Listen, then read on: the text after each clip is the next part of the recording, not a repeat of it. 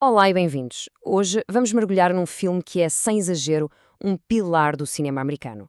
Falo, claro, de Matar a Cotovia, o clássico de 1962. A grande questão é, porquê?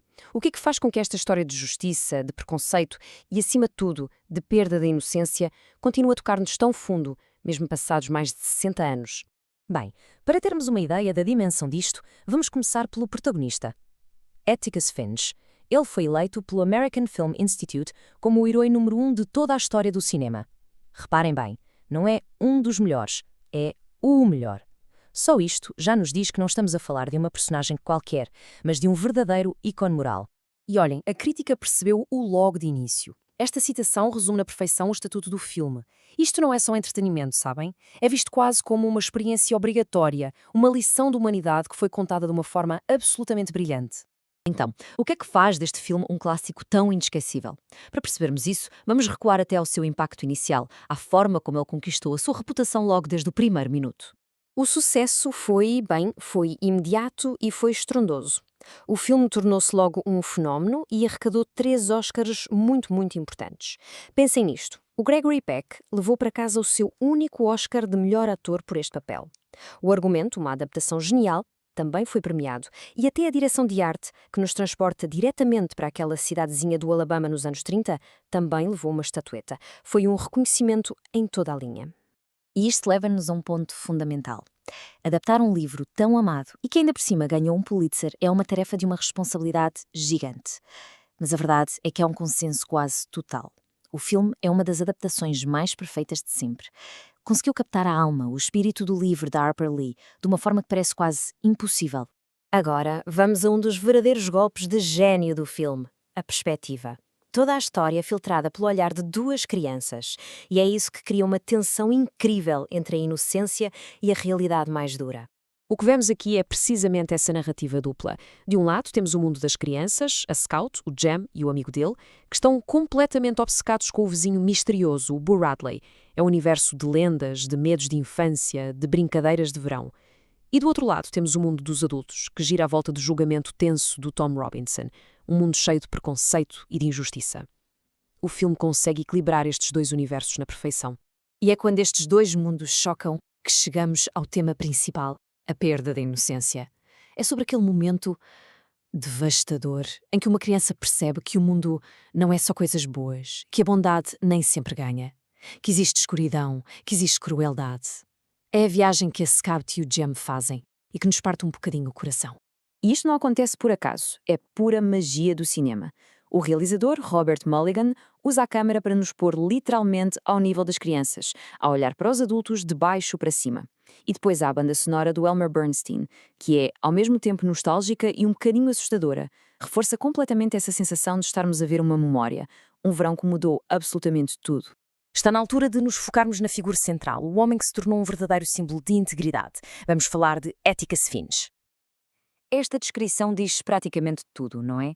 O Atticus não é um herói de ação. A força dele está no caráter, na sua calma, na sua bússola moral que nunca vacila. Num mundo cheio de ódio, ele é a voz da decência, da razão e da coragem de se fazer o que está certo, mesmo que se esteja completamente sozinho. E claro, é impossível separar Atticus de Gregory Peck. Esta foi a performance da vida dele. Ele próprio dizia que era o seu papel preferido. A sua interpretação é um exercício de contenção. Não há grandes gestos, não há dramas exagerados. É tudo natural, preciso, e é isso que a torna tão, mas tão poderosa. Ele não está a interpretar o Atticus Finch. Ele é o Atticus Finch. E é essa integridade toda que vai ser posta à prova no grande conflito do filme. Um confronto que acontece na sombra do preconceito e, muitas vezes, no silêncio da verdade. Este é o coração do drama. Estamos no Alabama dos anos 30. A tarefa que Atticus tem pela frente é quase impossível. Ele sabe que a verdade está do lado dele, mas também sabe que não está só a lutar contra um tribunal. Está a lutar contra séculos de ódio e de preconceito. A tensão naquela pequena cidade torna-se quase insuportável. O discurso final do Atticus em tribunal é um dos momentos mais lendários do cinema. Ele não usa truques de advogado. Ele simplesmente apela à consciência do júri, ao dever deles. Pede-lhes que olhem para o Tom Robinson e que não o vejam a cor da pele, mas sim um ser humano. É um apelo desesperado por justiça, num sítio onde a justiça parece não ter lugar. E, aqui temos o poder do silêncio no seu estado mais puro. Depois do verdito, não há gritos, não há discursos, nada. Apenas Áticos, derrotado, a sair do tribunal. E é então que acontece. Toda a comunidade negra que estava lá em cima no balcão levanta-se, em silêncio absoluto. É um gesto de um respeito e de uma dignidade que nos deixam sem ar. É aquele silêncio que grita mais alto que qualquer palavra. Certo, então como é que um filme de 1962 que fala sobre os anos 30 é visto hoje em dia? Será que o seu legado é assim tão simples e direto como a sua moral? A resposta é um bocadinho mais complicada. É preciso pôr as coisas em perspectiva. A história passa-se durante a Grande Depressão. O filme sai numa altura de enorme agitação social, em pleno movimento dos direitos civis. E claro, hoje nós olhamos para ele com os olhos do século XXI, o que levanta questões completamente novas. Na altura em que saiu, não havia dúvidas nenhumas. Este era um filme muito corajoso. Falar de racismo de uma forma tão direta, em 1962, era uma atitude incrivelmente progressista. A história de Áticos foi vista como um autêntico farol de esperança. Contudo, a crítica mais recente faz uma pergunta importante. Ao focar-se tanto no herói branco que tenta salvar o homem negro, será que o filme, sem querer, acaba por reforçar uma dinâmica de poder que é, ela própria, um problema? Será que o Áticos, por mais nobre que seja, é um exemplo do chamado Salvador Branco? E o ponto central da crítica moderna é mesmo este. É um filme sobre racismo, mas as personagens negras, que são as vítimas, quase não têm voz. O Tom Robinson, o homem que está no centro de tudo, tem pouquíssimo tempo de ecrã e quase nenhuma palavra na sua própria história. A luta dele é-nos contada principalmente através dos olhos e das ações do seu advogado branco. O que nos deixa com esta pergunta final, não é? Afinal, o que é Matar a Cotovia? Uma obra-prima intemporal, cuja mensagem de decência transcende qualquer época?